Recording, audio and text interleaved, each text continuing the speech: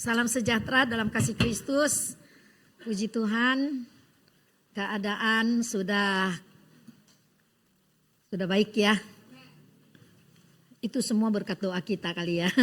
Doa di NTT saya lihat orang berkumpul berdoa, di Manado anak-anak Tuhan semua berkumpul berdoa ya. Ada banyak provinsi-provinsi ketika itu terjadi semua berdoa gitu ya. Tapi kita puji Tuhan walaupun kita tidak berkumpul begitu, tapi kita berdoa di rumah masing-masing. Saya percaya semua berdoa ya. Puji Tuhan waktu kemarin itu hari apa ya yang mencekam gitu, hari Senin ya. Kapan ya? Saya jadi lupa hari ini.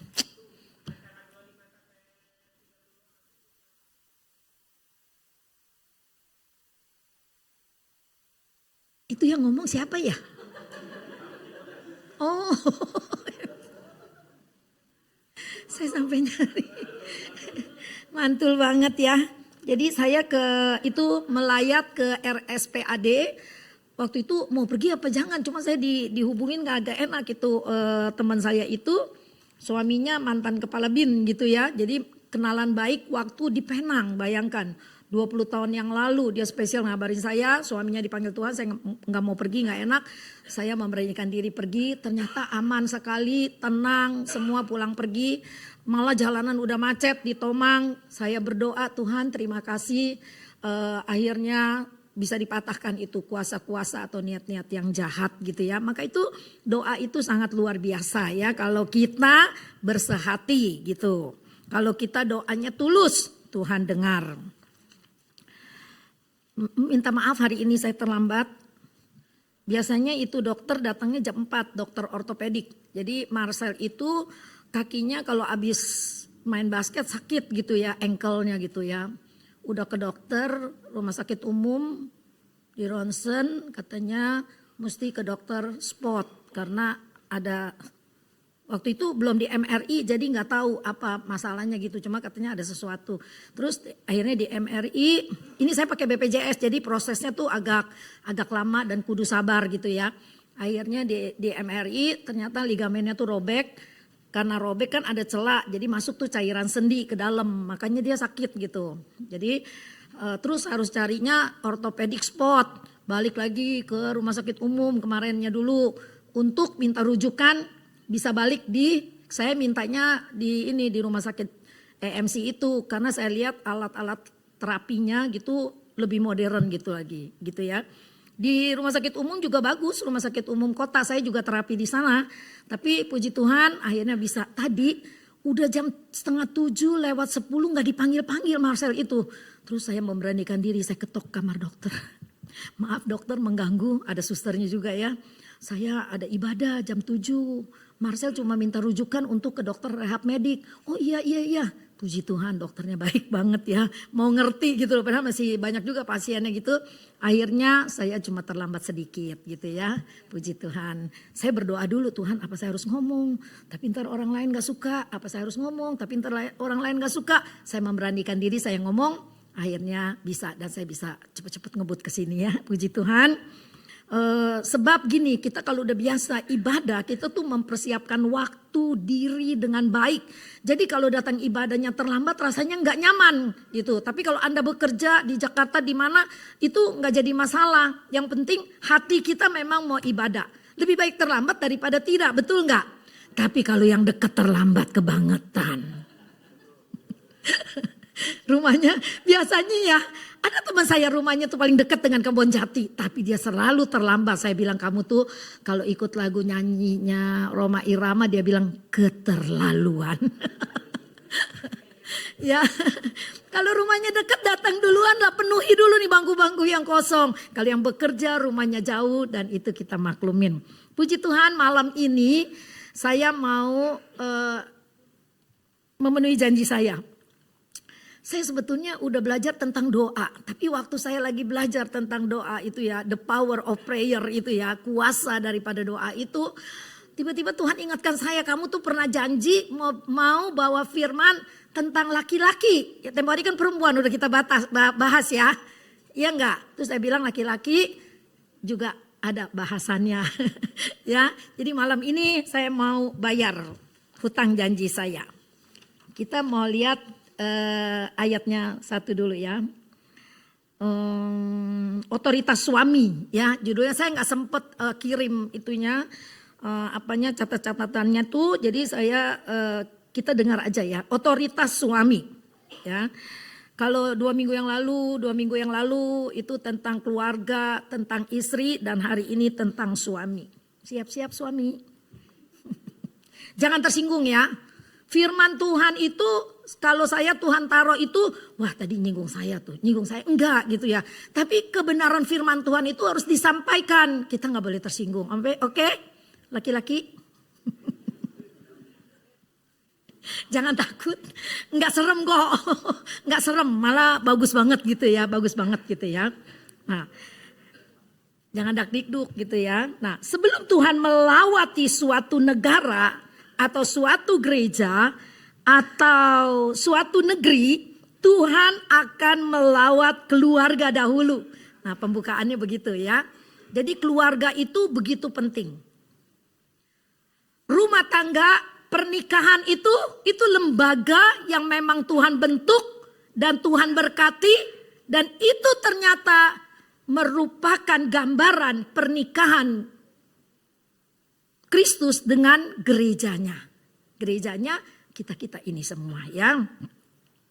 Kita baca ayatnya dulu di mana kuasa yang Tuhan berikan, Matius 18 ayat 19-20. Matius 18 ayat 19 dan 20. Kita baca sama-sama. Mari kita berdiri, kita baca ini. 2, 3. Dan lagi aku berkata kepadamu, jika 2 orang daripadamu di dunia ini sepakat meminta apapun juga, permintaan mereka itu akan dikabulkan oleh Bapakku di sorga. Sebab di mana 2 atau 3 orang berkumpul dalam namaku, di situ aku ada di tengah-tengah mereka. Katakan amin buat firman Tuhan. Silakan duduk. 2 atau 3 orang berkumpul, aku ada di tengah-tengah mereka. Satu roh, Tuhan hadir di tengah-tengah keluarga kita. Firman Tuhan, saya kalau makin belajar firman Tuhan rasanya saya makin tolol dan saya masih terkagum-kagum. Luar biasa pengajarannya itu sempurna gitu loh. Tapi kita harus belajar, kalau kita cuma baca sepintas lalu menjadi hal yang biasa. Tapi kalau kita belajar mendalami, luar biasa pengajaran firman Allah itu ya. Jadi di dunia ini dikatakan tidak ada 2 orang yang bisa sepakat kecuali suami istri.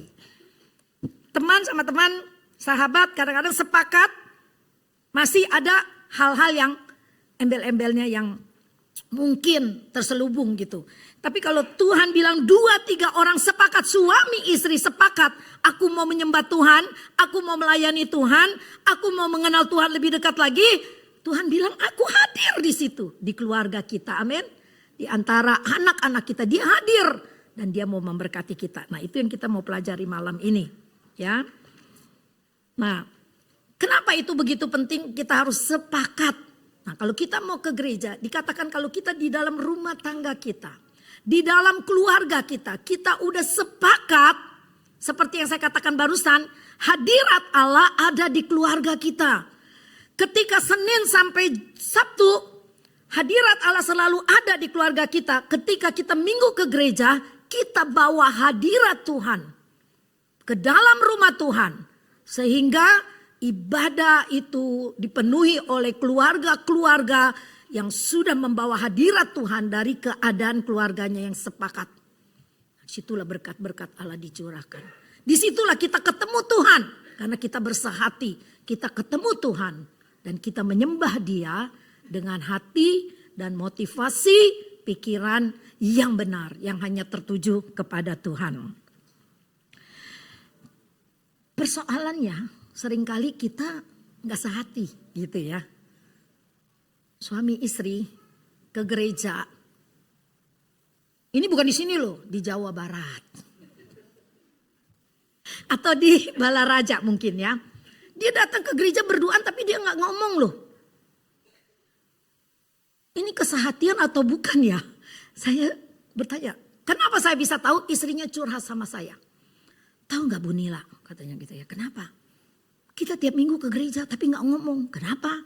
Ya itu marahan. Terus saya makin benci, karena ketika kantong kolektor diedarkan, dia nggak mau kolektor. Jadi kan jadi istri malu dong, kantong kolektor katanya udah beredar, dia sengaja. Rupanya dia sengaja mau menyakiti istrinya. Nah kita membawa hadirat Tuhan gak begitu? Enggak. Karena kata Tuhan yang sepakat, hadirat Tuhan ada di situ.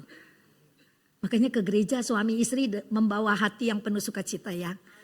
Jadi gak terpaksa, ayo dah daripada gak ada kerjaan, ayo gue ikut lu. Gitu jangan ya.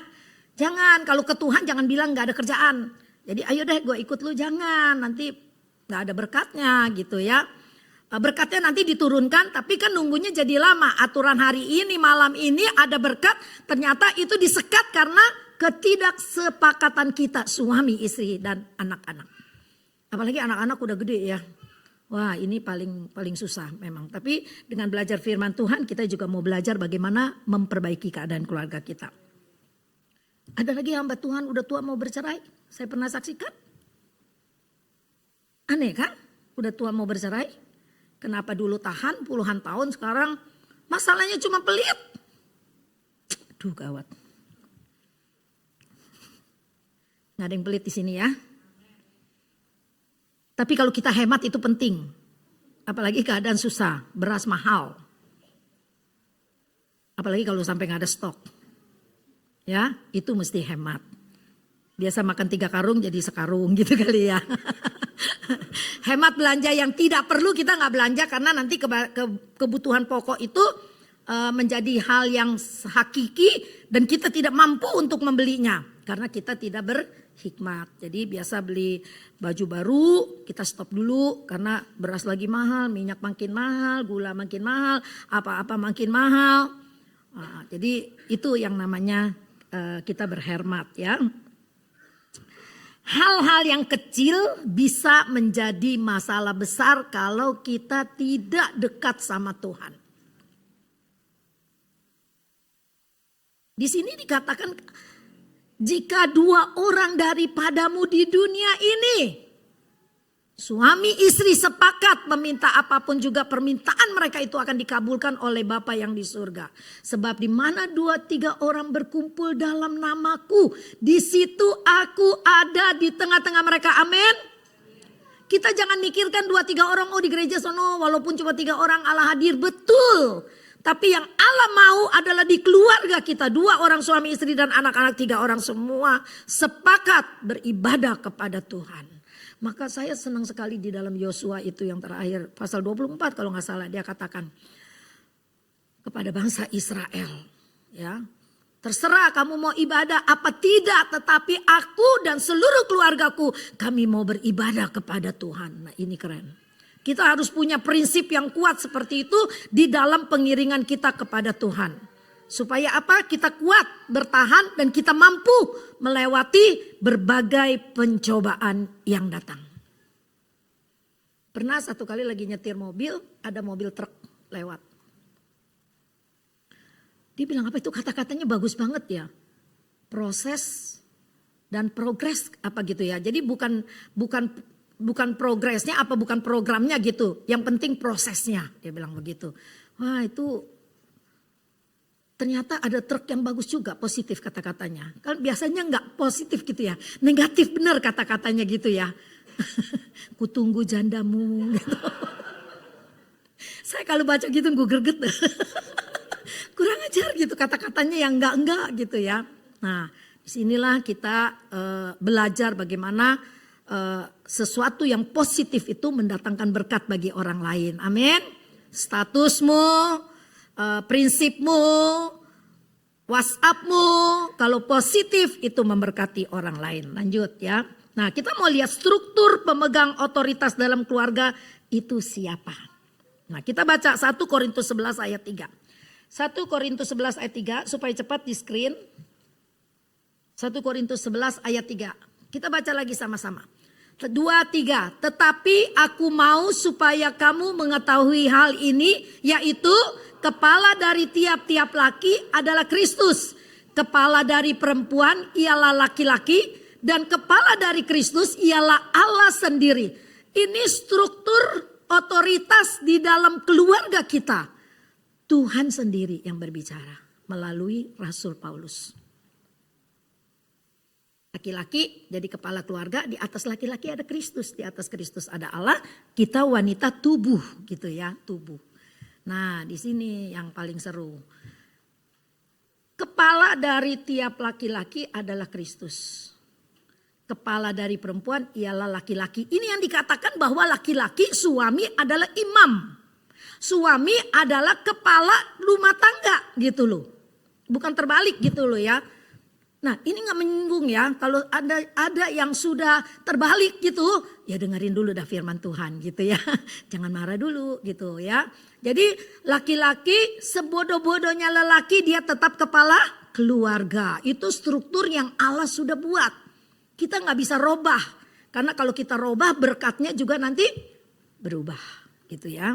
Nah suami adalah kepala. Di atas suami ada Kristus, istri adalah tubuh. Ini struktur ini ditetapkan oleh surga, yaitu Tuhan sendiri, tidak bisa dirubah. Kalau Tuhan beri struktur ini, itu tidak berarti bahwa perempuan lebih rendah. Ya. Nah kita lihat nih Galatia 3 ayat 28, ayatnya bicara apa lagi nih. Galatia 3 ayat 28.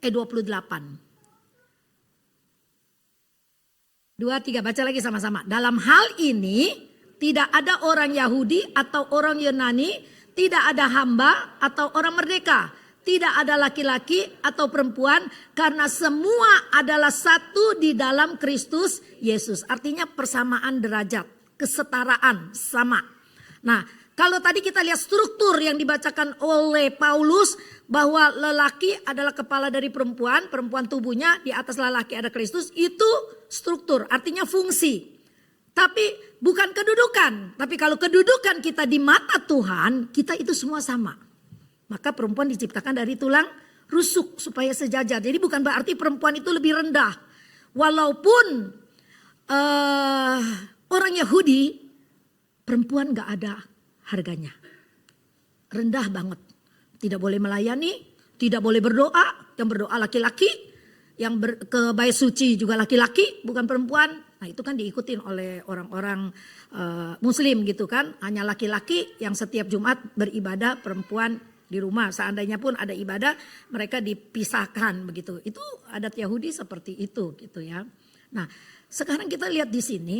Kita nggak bicara tentang kedudukan, karena itu Tuhan udah menetapkan kita semua setara di hadapan Tuhan. Mau laki-laki, mau perempuan, mau kaya, mau miskin, semua sama di hadapan Tuhan. Nah kita lihat fungsi ya, fungsinya. Maka kalau ada istri memimpin suaminya dalam keluarga, itu adalah keluarga yang terbalik. Saking suaminya nggak pintar, wah istrinya yang ngatur semua, udah kamu duduk aja. Udah aku yang ngatur. Akhirnya suaminya ya nurut aja gitu ya. Ada loh, ada yang begitu. Akhirnya pimpinan dalam keluarga itu bukan laki-laki. Makanya saya kesian deh kalau laki-laki di rumah pakai cukin lagi gendong anak gitu. Sekarang kan kerennya pakai gendongan yang kayak koala gitu kan. Koala bukan koala. Koala, ya kayak koala gendongnya di tengah gitu kan, kayak anak kanguru gitu maksudnya, anak kanguru maksud saya. Nah jadi tapi kalau dulu pakai cukin gendong anak, bininya bekerja di pasar jualan. Laki-lakinya pakai cukin gendong anak. Nah ini udah terbalik mungkin fungsinya ya. Mestinya mamanya yang gendong anak, laki-laki jualan di pasar. Tapi ini laki-lakinya di rumah gendong pakai anak pakai cukin, terus bininya jualan. Nah ini terbalik fungsinya ya. Jadi memang perempuan, kecuali kita udah janda, kita mau kerja gitu ya. Terus kalau kita memang suami kita sakit, kita harus maju untuk mempertahankan ekonomi kita. Itu nggak salah begitu ya. Tetapi tetap sebagai suami yang tidak berdaya itu kita tetap menghormati dia sebagai kepala dari keluarga kita. Kita bertanya, nih begini boleh nggak gitu ya. Jangan sampai kita keliru gitu ya. Maka Maka kadang-kadang berkat dari dalam rumah tangga itu terhalang karena fungsi itu, struktur yang Allah tetapkan itu kita tidak jalankan. Akhirnya berkat-berkat terhalang. Ada bisa itu terjadi gitu ya. Ada sebuah cerita begini. Saya juga ngeliat di itu ya, dikirimin gitu di TikTok sampai ketawa sendiri saya. Gini, lelaki ini mukanya babak belur pada biru. Terus ceritanya dia laporlah kepada polisi gitu ya. Polisi apa Pak RT dah gitu ya. Terus dipanggil istrinya, kenapa suamimu bisa sampai seperti ini? Gitu ya, ditanya nih kenapa suamimu bisa sampai seperti ini? Ini bonyok gitu kan, bibir sampai boncor gitu kan. Lalu istrinya bilang begini, enggak kenapa-napa katanya. Loh kok bisa begitu? Apakah dia berkata kasar?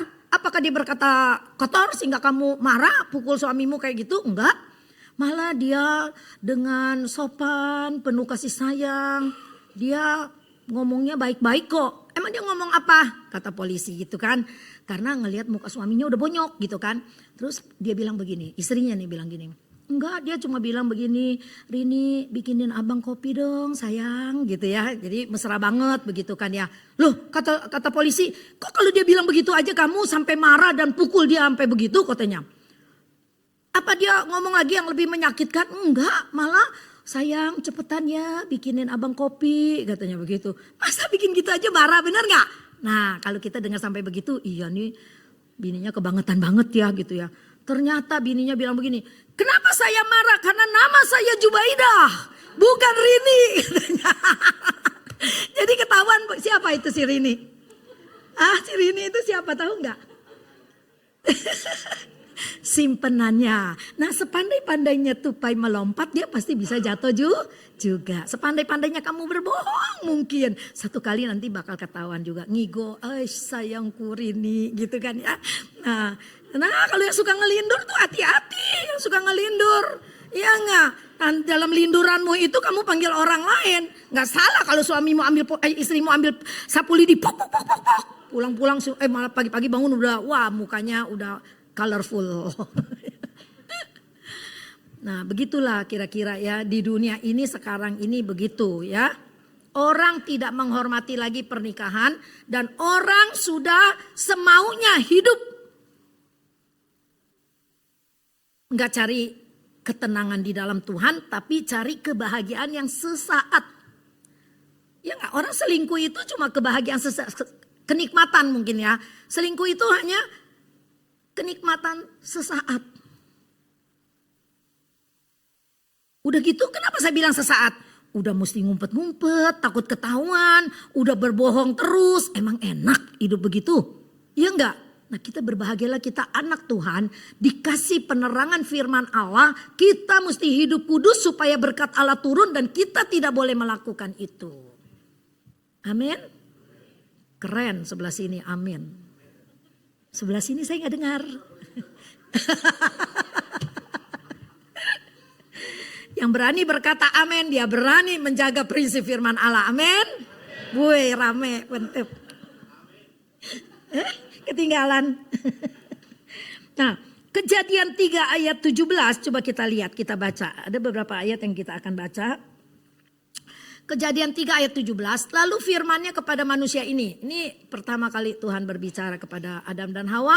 Karena engkau mendengarkan perkataan istrimu dan memakan dari buah pohon yang telah kuperintahkan kepadamu, jangan makan daripadanya, maka terkutuklah tanah karena engkau dengan bersusah payah engkau akan mencari rezekimu dari tanah seumur hidupmu. Setelah jatuh dalam dosa. Kenapa? Dibacakan ayat ini karena Adam mendengarkan perkataan istrinya. Padahal Adam sudah tahu sebagai kepala keluarga, Tuhan sudah bilang, jangan kau makan buah dari pohon pengetahuan baik dan jahat itu. Tapi dia tidak pegang perkataan Tuhan. Dia nurutin istrinya. Akhirnya ada kutukan keluar. Maka terkutuklah tanah karena engkau. Makanya laki-laki harus kerja berat ya. Harus bersusah payah cari uang. Menafkahi istri dan keluarganya. Terus perempuan apa kutukannya? melahirkan dengan sakit luar biasa. Itu semua adalah hukuman daripada Tuhan, tapi bukan sakitnya melahirkan itu untuk mematikan manusia atau perempuan, bukan. Dari situlah akhirnya kita tahu bagaimana menghargai struktur yang Allah sudah tetapkan. Suami, engkau sebagai imam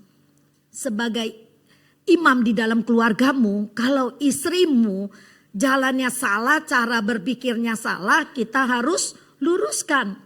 Istri sebagai penolong, ketika suami kita sebagai imam, dia lagi lemah, dia lagi mungkin salah cara berpikirnya, kita istri patut menasehati dia.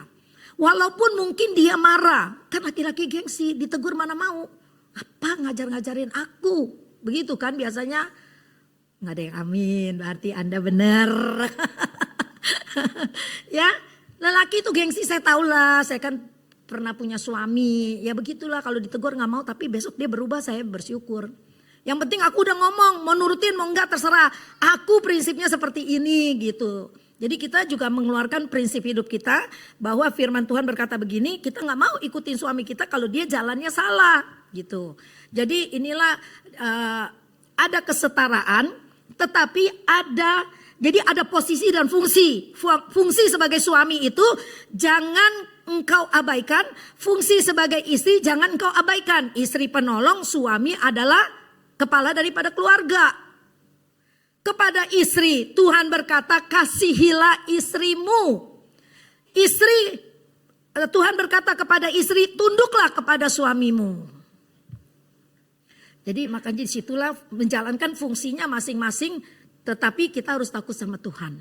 Bukan berarti istri kau harus tunduk pada suami. Terus suaminya misalnya kerjaannya gak benar, jalan hidupnya gak benar. Kita gak mesti ikut-ikutan begitu, enggak. Tapi kita punya prinsip sendiri, aku mau tetap setia kepada Tuhan, aku mau tetap di jalannya Tuhan. Jadi ada sebuah prinsip yang kita tetapkan dan kita menjalankan firman Tuhan gitu ya. Dengan fungsi yang Tuhan tetapkan kepada kita. Nah, sekarang tentang mengangkat tangan. Coba kita baca 1 Timotius 2 ayat 8.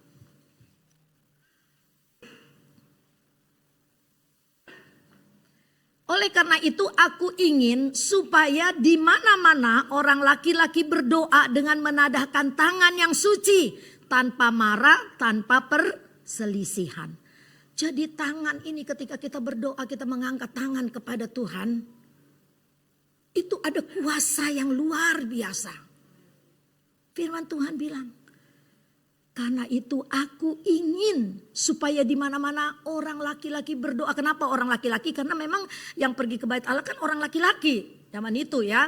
Nah, berdoa dengan menadakan tangan yang suci tanpa marah, tanpa perselisihan. Jadi ada syaratnya 3. Yang suci tangannya, tanpa marah, tanpa perselisihan.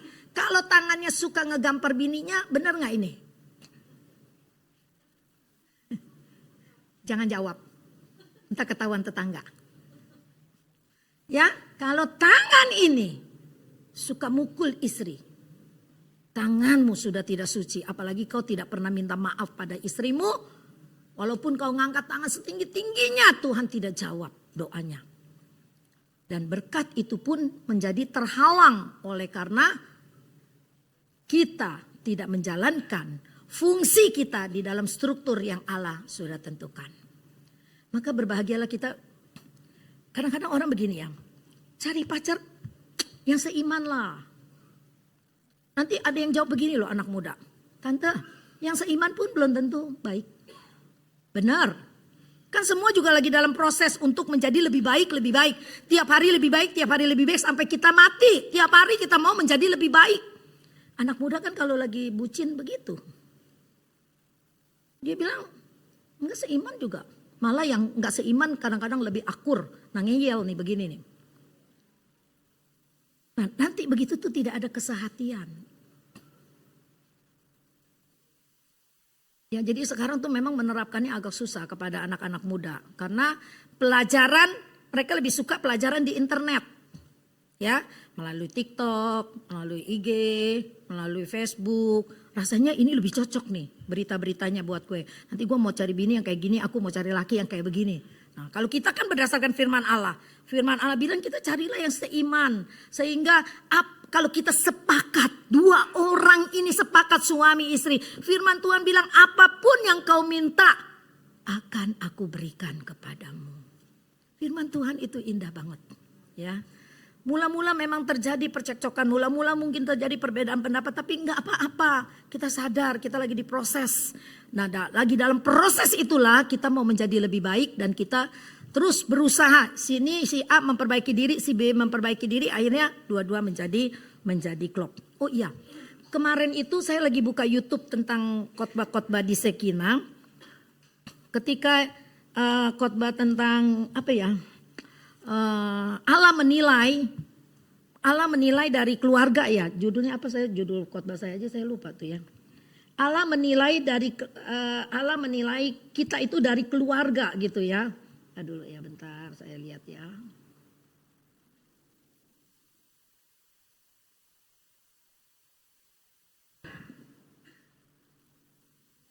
Saya suka dengerin khotbah saya sendiri pagi-pagi itu sambil saya bikin renungan apa saya masak. Kenapa? Saya mau lihat saya ada kurang di sini. Oh kadang-kadang ada salah berkata gitu ya. Nah saya belajar begitu mengkoreksi diri saya sendiri. Nah saya kirim khotbah saya yang tentang ini nih. Kepada seorang anggota rayon saya. Oh Allah menilai segalanya melalui keluarga. Tiba-tiba saya ingat anggota rayon saya waktu saya di Penang. Kan saya pegang 4 kelompok sel. Pada waktu itu bukan rayon, kelompok sel. Saya pegang 4, anak-anak Batak semuanya. Tiba-tiba saya ingat satu orang, terus saya kirim ke dia. Saya cuma kirim ke dia doang. Padahal selama ini kami tidak punya komunikasi. Dari tahun 2000 kan saya di Penang. Terus ketika dia udah terima itu, dia bilang terima kasih ibu. Dia panggil saya kan ibu. Lalu besokannya ini kemarin, dia curhat panjang banget. Itu firman tepat banget untuk keadaan rumah tangga saya yang mana suaminya itu polisi gitu ya. Suaminya itu anak mama dan gak pernah memahami dia. Sampai dia berdoa begini, Tuhan saya udah capek, saya jenuh. Dia curhat nih panjang lebar, terus saya bilang gini. Oke gak salah doanya begitu, kita kan ngadu kepada Bapak kita Tuhan. Tapi yang penting kamu bertahan, kamu pasti menang, Tuhan pasti bela. Terus dia bilang tiba-tiba ibu kirim saya firman yang seperti itu. Dan keadaan rumah tangga saya seperti itu. Lagi masa, kan waktu itu saya bawa firman ada masa bulan madu, ada masa dingin, ada masa tawar, ada masa ancur-ancuran gitu kan. Nah dia sedang memasuki tahap masa tawar. Dia tawar kepada suaminya. Ini dia tuh cepet banget tuh si Semi. Ya ada masa bulan madu, gak ada tahun madu, bulan madu.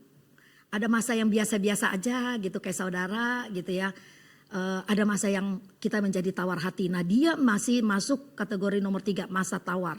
Belum masa empedu, belum masa hancur. Jangan sampai masuk di situ. Pahit banget itu empedu. Coba kalau makan ikan bandeng, kemakan empedu. Pahit kan? Nah itulah rumah tangga yang tidak sehati sepakat. Dia akan menjadi seperti empedu pahit. Dan empedu yang pahit itu kalau kita tidak cepat-cepat netralisir dan akan memasuki masa hancur. Saya sedih banget ya, jangan sampai ada di antara kita yang menjadi hancur rumah tangganya hanya karena tidak mampu bertahan. Kalau kita dekat sama Tuhan, kita selalu terhubung kepada Tuhan, kita mampu untuk bertahan. Khotbah minggu lalu dari Bapak Pendeta Ferdinand apa? Seperti Google Map. Dari Tangerang sampai Tomang merah semuanya. Tapi tetap kita harus sampai ke tujuan, ya enggak? Mungkin birunya cuma sedikit tapi enggak apa-apa, lewatin aja. Nanti sampai ke sana. Ilustrasinya gampang banget untuk dimengerti gitu ya. Jadi bagaimana nih kita menjaga rumah tangga kita dengan hidup yang suci. Karena Allah yang kita sembah itu suci.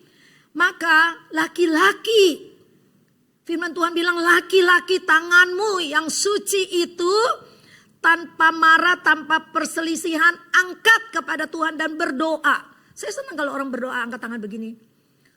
Puji Tuhan nih tangan saya kok bisa diangkat lurus ya. Saya kan berbulan-bulan udah 3 bulan nih terapi. karena nggak bisa diangkat. Puji Tuhan hari ini bisa diangkat. Saya tahu saya sedang mengalami kesembuhan daripada Tuhan. Ketika engkau angkat tanganmu begini, saya lihat dari sini dari jauh ketika engkau nangis angkat tanganmu. Kita seperti orang yang menyerah kepada Tuhan. Lihat kalau orang mau ditembak, angkat tanganmu, dia nyerah begini kan. Lihat deh orang-orang yang kalau lagi di bawah ancaman tentara, misalnya orang jahat, kita menyerah, tolong jangan dibunuh, menyerah. Nah, ketika aku melihat tanganmu terangkat dan air matamu bercucuran, Tuhan, aku menyerahkan hidupku dalam tanganmu. Kita menyerah di bawah kaki Tuhan. Sebab hanya Dia yang bisa menyucikan tangan kita melalui pikiran kita, melalui hati kita. Kita takut kepada Tuhan. Karena istri adalah tubuh daripada kepala. Suami pemimpin di dalam rumah tangga tetap kita hormati. Supaya kenapa? Supaya rumah kita diberkati oleh Tuhan. Kalau kita mau diberkati rumah tangga kita oleh Tuhan ya seperti itu ya. Nah, kalau suami tidak minta ampun kepada Tuhan dan kepada istri, waktu dia ke gereja, waktu dia angkat tangan, tangan itu tetap najis kata firman Tuhan. Kalau tangan itu kudus, hidup kita kudus, ketika tangan terangkat begini berkat Tuhan turun. Kan ada lagunya dari Insinyur Niko, ketika kita mengangkat tangan berkat Tuhan turun atas kita. Ya, nah kita dipagari oleh doa. Doa pagi itu paling penting buat saya loh. Pagi-pagi subuh itu paling penting. Karena apa? Doa pagi itu melingkupi perlindungan sepanjang hari dalam hidup dan keluarga kita. Jangan langsung mohon-mohon terus amin. Tuhan saya hari ini mau kerja, mau ke Jakarta, mau ke Kerawang, ke Cikarang segala macam. Saya serahkan semua dalam tangan Tuhan. Tapi benar itu. Tapi bukan doa tuh langsung permohonan aja. Jangan, penyembahan dulu kepada Tuhan. Tuh kadang-kadang kalau lagi nikmat penyembahannya itu kita sampai nggak mohon apa-apa kepada Tuhan. Saking nikmatnya penyembahan itu kita cuma menyembah haleluya terima kasih Tuhan. Cuma 2 kata itu haleluya terima kasih Tuhan, air mata bisa bercucuran. Karena roh kita sudah berbicara kepada Tuhan, amin. Rasakan seperti itu. Nah waktu pelajaran tabernakel saya kan bilang ketika kita bisa menyembah Tuhan seperti itu, itulah yang dikatakan menyembah di dalam roh. Kita sudah masuk ruangan maha kudus di mana cuma ada kita sama Tuhan. Berdialog, aduh Tuhan sakitnya hati saya. Tadi ada yang nyakitin saya. Itu roh yang berbicara. Kata-kata tidak terucap. Kita cuma ngomong haleluya puji Tuhan, haleluya puji Tuhan. Rasakan yang seperti itu. Maka setiap dopus saya bukan maksa. Ayo datang rasakan. Kamu punya keperluan apa datang. Kita curahkan hati kita disitulah. Di dopus itu bersama-sama. Ya, saya juga nangis sih kalau dopus. Saya juga punya kesusahan, punya kelemahan. Saya mohon Tuhan tolong saya buka jalan. Atau kita doa Tuhan tolong anak saya mau kawin, saya perlu pimpinan Tuhan, saya perlu perlindungan Tuhan. Anak saya mau keluar negeri kerja Tuhan, saya takut sebetulnya saya perlu perlindungan Tuhan. Dan indah banget kalau kita bisa mencurahkan hati kita seperti itu kepada Tuhan. Kita harus seperti itu. Maka laki-laki, kau sebagai pemimpin di dalam keluarga, jadilah laki-laki yang kudus pikirannya, kudus hidupnya, kudus tangannya. Supaya berkat-berkat itu tercurah di dalam keluargamu, di dalam rumah tanggamu. Sebagai manusia mungkin kita pernah jatuh. Sebagai manusia mungkin kita pernah salah, kita pernah kalah melakukan firman Allah. Gak apa-apa, minta ampun sama Tuhan. Kalau perlu kita minta ampun sama istri. Maafkan aku say, atau maafkan aku beb. Beb itu singkatan dari apa sih? Baby apa yang? Ya. Maafkan aku beb gitu kan. Panggilan sayangmu apa? Panggillah itulah supaya istrimu senang gitu ya. Tapi saya kalau dipanggil gitu rasanya merinding loh. Untung Om Nawi gak pernah panggil saya begitu gitu ya. Gak biasa kali, gak biasa. Tapi kalau saya lihat anda-anda yang biasa beb-beb gitu ya. Saya senang juga dengernya gitu ya. Ya memang masa aku sudah lewat kan baby boomer tahun 60-an beda ya. Tahun 60-an.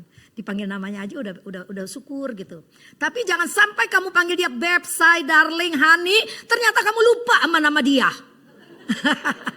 Jangan sampai seperti itu berbahaya. Namanya pikun ya. Nah para suami para istri harus ingat tugas dan tanggung jawabnya. Jadi firman Tuhan pada malam ini intinya artinya engkau sebagai suami ingat tugasmu dan tanggung jawabmu. Sebagai istri ingat tugas dan tanggung jawabmu. Ya, kalau kau mau hidup rumah tanggamu diberkati Tuhan. Diberkati Tuhan itu bukan berarti kita kaya raya kayak Raffi Ahmad, bukan. Standar kebahagiaan, nanti kita bawa firman gitu ya. Standar kebahagiaan dari Tuhan itu bukan uang, bukan kekayaan. Kalau kamu baca di khotbah Yesus di bukit bahagia itu, wow, kebahagiaan yang dari Tuhan itu berbeda banget ya. Berbahagialah orang yang miskin di hadapanku. Kalau di dalam dunia bagaimana? Orang yang kaya itu yang berbahagia. Wow, bangga naik jet pribadi, naik kapal pesiar pribadi. Tapi kita anak Tuhan gak seperti itu. Jadi kalau kau ingin diberkati Tuhan, jangan mikirin uang. Walaupun uang itu kita penting. Tapi pikirkan ketenangan, hubungan dengan Tuhan semakin melekat. Berkat-berkat akan mengalir tanpa kita minta. Matius 6 ayat 33. Ya, puji Tuhan, firman Tuhan sampai di sini. Jadi kita tuh punya otoritas dari surga. Ketika otoritas itu berfungsi di dalam keluarga, setan tidak berani ganggu-ganggu kita punya keluarga. Amin. Tapi kalau engkau otoritas dari surga itu engkau tidak jalankan, maka setan seneng banget ganggu-gangguin. Ada satu orang oma, dia sakit. Dia kalau sakit dia lihat yang dunia lain. Nah tadi saya doa buat seorang oma ya, jam 11 siang. Gak bisa tidur. Oma ini hari bisa tidur ya? Iya bisa. Terus dia bilang begini, tapi ada yang manggil-manggil mulu, manggil apa? Mak, katanya. Jadi yang manggilin dia tuh orang udah meninggal gitu. Itu iblis kata saya. Yang menyerupai suami kita, yang menyerupai tetangga kita, yang menyerupai saudara kita yang udah meninggal. Nah iblis itu memang mau mengganggu ketenangan orang Kristen. Iblis memang tujuannya menghancurkan keluarga-keluarga Kristen. Karena itu dendam kesumatnya dia sama umat Allah. Karena dia dibuang ke dalam bumi. Dia menjadi Lucifer. Ya kerjaannya menghancurkan agenda besar Allah. Tapi ketika orang Kristen tetap setia bersatu, iblis tidak akan pernah menang. Dia tidak akan pernah bisa menghancurkan agenda besar Allah, rencana Allah yang besar itu dalam hidup kita orang yang percaya kepada dia. Amin. Tuhan Yesus berkati. Mari kita berdiri bersama-sama.